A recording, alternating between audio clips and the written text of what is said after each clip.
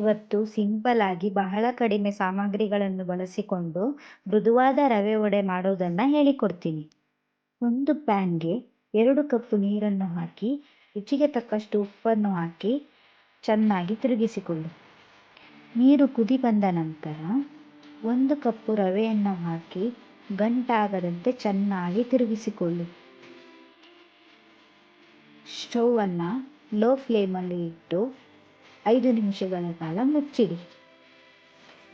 ನಂತರ ಅದಕ್ಕೆ 1 ಚಮಚ ಕರಿಬೇವು, 1 ಚಮಚ ಚಿಲ್ಲಿ ಫ್ಲೇಕ್ಸ್,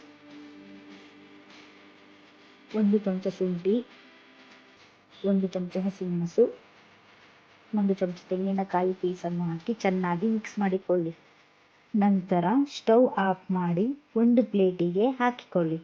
5 ನಿಮಿಷಗಳ ಕಾಲ ತಣ್ಣಗಾಗಲು ಬಿಡಿ.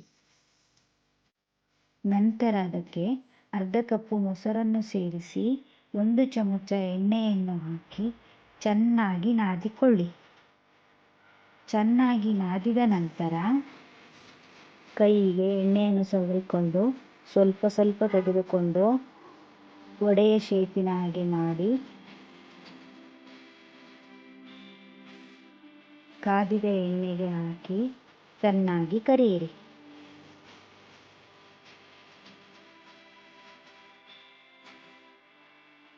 ಹೊಂಬಣ್ಣ ಬರುವವರೆಗೆ ಕರಿಯಿರಿ. ಮೃದುವಾದ ರವೆ ವಡೆ ರೆಡಿ. ಕಾಯಿ ಚಟ್ನಿಯ ಜೊತೆ ಮೃದುವಾದ ರವೆ ವಡೆ ತಿನ್ನಲು ಸಿದ್ಧ. ಇದೇ ರೀತಿ ವಿಡಿಯೋಗಳಿಗಾಗಿ ನಮ್ಮ ಚಾನಲ್ನ ಸಬ್ಸ್ಕ್ರೈಬ್ ಮಾಡಿ. Thank you.